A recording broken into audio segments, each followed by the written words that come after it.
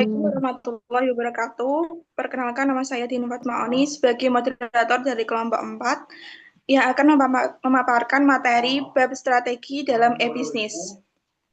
Sebelum memulai presentasi, izinkan saya untuk memperkenalkan nama anggota kelompok dari kelompok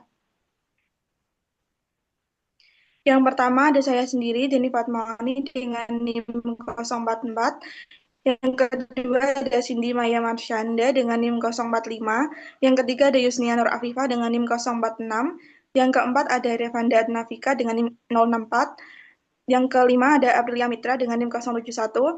Yang keenam ada Putri Laili dengan NIM 080. Dan yang terakhir ada Lu Karunia Puspita dengan NIM 120. Pokok bahasan dari tema dari bab ini adalah yang pertama ada strategi bisnis dan manajemen strategi, yang kedua ada isu-isu penting dalam e-bisnis, yang ketiga ada perilaku konsumen, selanjutnya ada strategi e-bisnis, pembuatan keputusan konsumen e-bisnis secara perorangan, yang keenam ada strategi untuk menghadapi kompetisi, dan yang ketujuh ada strategi memperkenalkan situs, dan yang terakhir ada sensitivitas harga.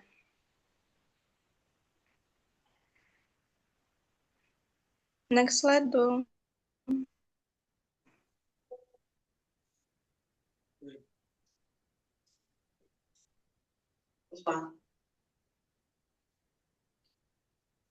Ada strategi bisnis dan manajemen strategi.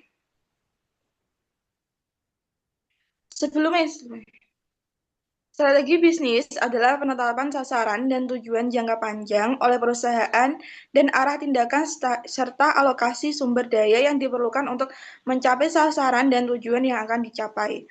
Selanjutnya, tingkatan strategi ada 4. Yang pertama ada tingkatan korporasi, tingkatan multidivisi, tingkatan fungsional, dan yang terakhir ada tingkatan operasional. Next. Isu-isu penting dalam e-bisnis. Ya, yang pertama ada faktor internal. Ya, isu penting dalam e-bisnis ada 2 faktor, yaitu faktor internal dan faktor eksternal.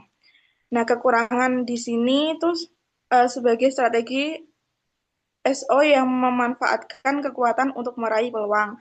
Ada strategi ST yang menggunakan kekuatan untuk menghindari ancaman. Ada strategi WO digunakan untuk mengambil kesempatan guna menutup kelemahan. Strategi WT digunakan untuk memperkecil kelemahan dan menghindari ancaman. Selanjutnya akan dijelaskan oleh rekan kami. Selanjutnya ada perilaku konsumen. Ada beberapa pertimbangan untuk menentukan strategi. Yang pertama, keingintahuan terhadap perkembangan tren baru. Yang kedua, keingintahuan untuk melakukan perbandingan. Yang ketiga, keingintahuan untuk meneliti. Dan yang terakhir adalah keingintahuan untuk menggunakan teknologi dalam memperoleh informasi produk dan melakukan transaksi secara efektif.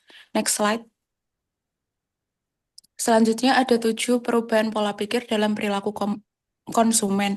Yang pertama ada pola belanja, yang kedua ada pola pemilihan barang, yang ketiga ada pola transaksi, yang keempat ada pola konsumsi, yang kelima ada pola pemakaian barang, yang keenam ada pola pembayaran, dan yang terakhir ada pola komunikasi. Next slide. Selanjutnya ada sikap-sikap yang harus dimiliki perilaku konsumen e-bisnis. Yang pertama yaitu kritis terhadap penawaran-penawaran produk, yang kedua sensitif terhadap kerja, yang ketiga sensitif terhadap kualitas, yang keempat menuntut jaminan atau garansi atas produk, dan yang terakhir menuntut teknik penyajian halaman web yang secara kognitif. Selanjutnya akan dilanjutkan oleh rekan saya. Selanjutnya yaitu strategi e-bisnis. Pertama yaitu ada tahapan strategi. Tahapan strategi dibagi menjadi 3, yaitu perumusan strategi, implementasi strategi, dan evaluasi dan pengendalian. Yang kedua, tahap analisis. Tahap analisis dibagi menjadi 2, yaitu analisis eksternal dan analisis internal. Analisis eksternal yaitu lingkungan eksternal, lingkungan kerja, lingkungan sosial. Analisis internal yaitu struktur, budaya, sumber daya. Next. Tahap analisa dapat menggunakan metode SWOT. Dapat dilihat pada gambar 4.1. Next. Yang pertama, strength atau kelebihan atau kekuatan. 1. ditemukan di search ranking atau memiliki rank yang tinggi. Yang kedua, tampilan seperti pewarnaan font dan tata letak sudah bagus dan tepat. Yang ketiga, kini sudah memiliki aplikasi berbasis mobile. B. Weakness atau kelemahan. Yang pertama, toko berkah Jaya saat ini masih hanya menggunakan bahasa Indonesia sehingga website ini belum mampu untuk go internasional. Yang kedua, sangat rawan akan penipuan karena semua informasi dapat dipublikasi dengan sangat mudah dan gratis. C. Opportunities atau peluang. Yang pertama, jumlah penduduk Indonesia. Yang kedua, semakin mudahnya untuk akses informasi. Yang ketiga, sifat penduduk Indonesia yang umumnya masih konsumerisme. DR. D.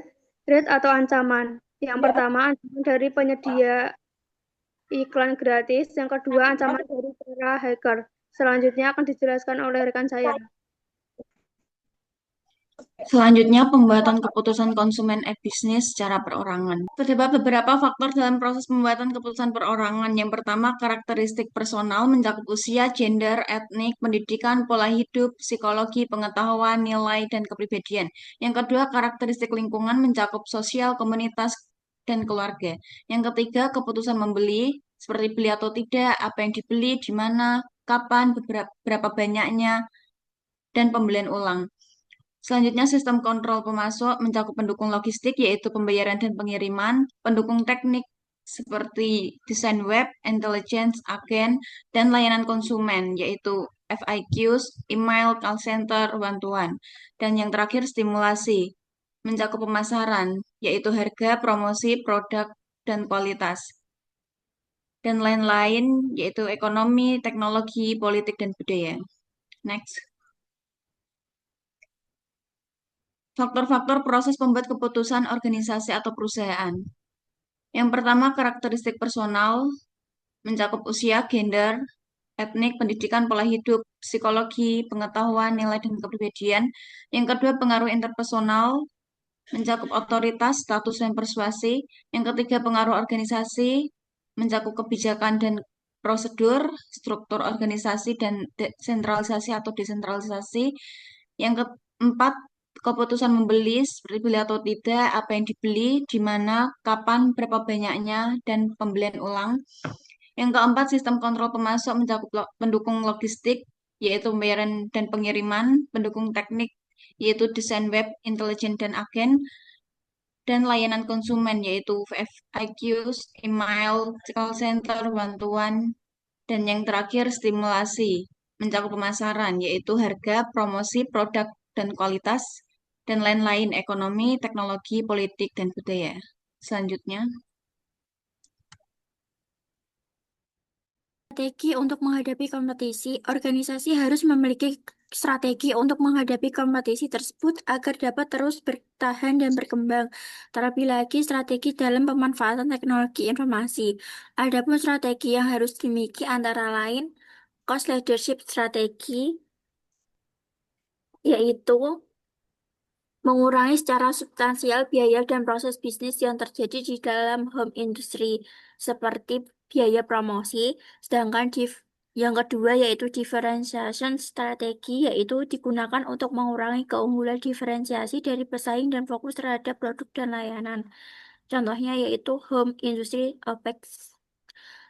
Yang ketiga yaitu fokus strategi yang digunakan untuk membangun keunggulan bersaing dalam suatu segmen pasar yang lebih sempit. Yang keempat yaitu ada growth strategi, yaitu dapat digunakan untuk mengelola ekspansi bisnis regional dan global. Yang kelima ada alliance strategi, yaitu merupakan hubungan formal antara dua perusahaan atau lebih. Dalam hal ini disebut saja home industry untuk mencapai tujuan yang disepakati bersama seperti mengembangkan, memanufaktur, ataupun menjual produk atau jasa. Yang keenam ada innovation strategi yang digunakan untuk menciptakan produk dan layanan-layanan baru, mengubah proses bisnis dan menciptakan pasar baru. Yang ketujuh ada internal efisiensi strategi, yaitu digunakan untuk meningkatkan cara atau metode untuk menciptakan kepuasan karyawan, peningkatan kualitas, produktivitas, dan pengambilan keputusan.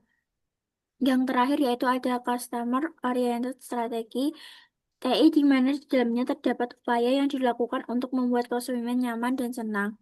Selanjutnya akan dilanjutkan manajemen resiko, identifikasi resiko dan tantangan potensial strategi mitigasi. Setiap strategi bisnis melibatkan risiko dan kami siap untuk mengatasinya. Kami telah melakukan evaluasi risiko menyeluruh untuk mengidentifikasi resiko dan tantangan potensial. Strategi mitigasi telah dikembangkan untuk meminimalkan dampak dari resiko ini. Untuk selanjutnya yaitu strategi memperkenalkan situs. Strategi memperkenalkan situs agar dapat selalu bersaing dan berkembang. Organisasi harus tetap mempertahankan dan meningkatkan daya saingnya agar semakin dikenal dan tentunya akan meningkatkan pangsa pasar. Untuk mengoptimalkan hal tersebut, maka diperlukan beberapa strategi yaitu satu, promosi online, yang kedua promosi offline. Next.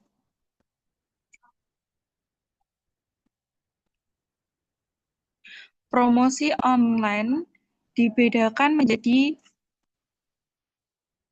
3, yaitu satu, email optimizing, memanfaatkan dan mengoptimalkan email secara efektif. Yang kedua, setting on staging, meletakkan uniform research location atau URL dari situs tersebut di berbagai search engine.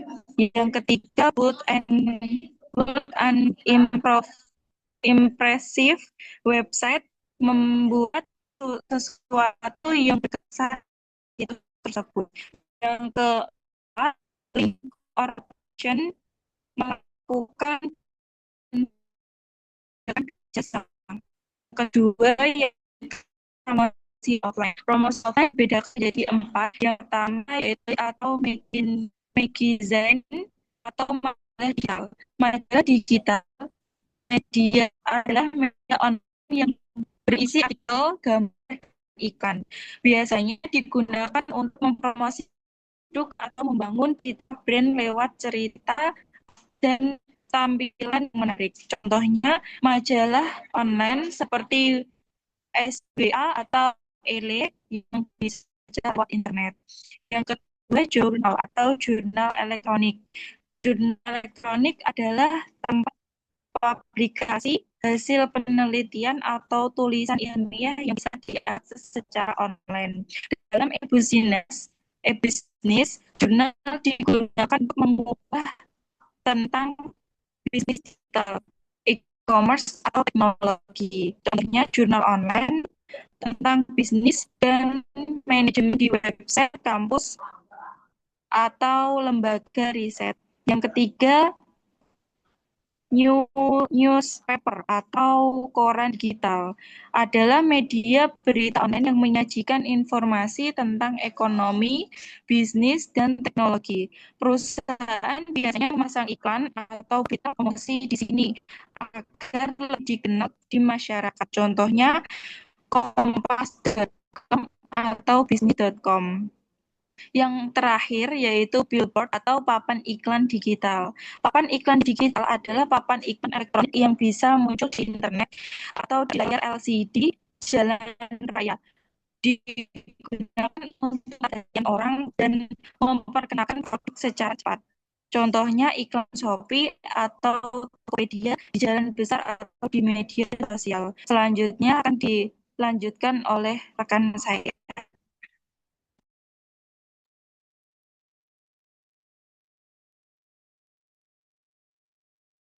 Next slide.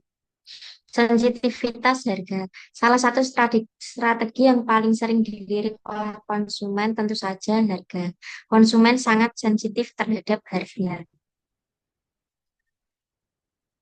Karena itu, organisasi harus memperhatikan sensitivitas harga ini dengan menerapkan beberapa strategi, yaitu yang pertama, nilai yang unik.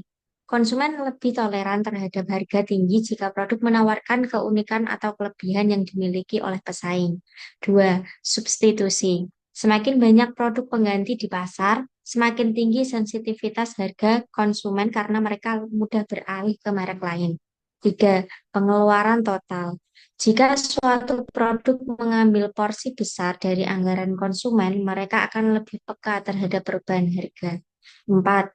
Penyajian biaya. Cara perusahaan menyajikan atau mengkomunikasikan harga, misal diskon, paket bundling, cicilan, dapat mempengaruhi persepsi konsumen terhadap mahal atau murahnya suatu produk. 5. Harga. Konsumen cenderung membandingkan harga antar merek sebelum membeli. Oleh karena itu, strategi penetapan harga harus kompetitif dan sepadan dengan kualitas. 6. Persediaan produk. Ketika produk langka atau terbatas, konsumen cenderung kurang sensitif terhadap harga. Sebaliknya, jika stok melimpah, sensitivitas harga meningkat. Sekian presentasi dari kelompok 4. Apabila ada kekurangan dalam presentasi, kami mohon maaf.